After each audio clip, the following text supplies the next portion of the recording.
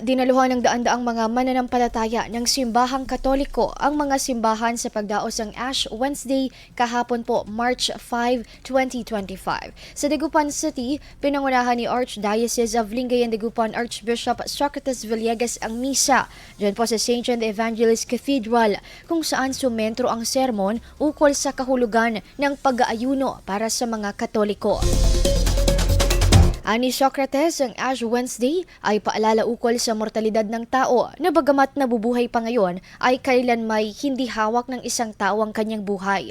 Ibinahagi rin ito ang mensahe ng repentance o pagsisisi, yan sa pagsasaalang-alang ng mga nagawa at nagagawang kasalanan.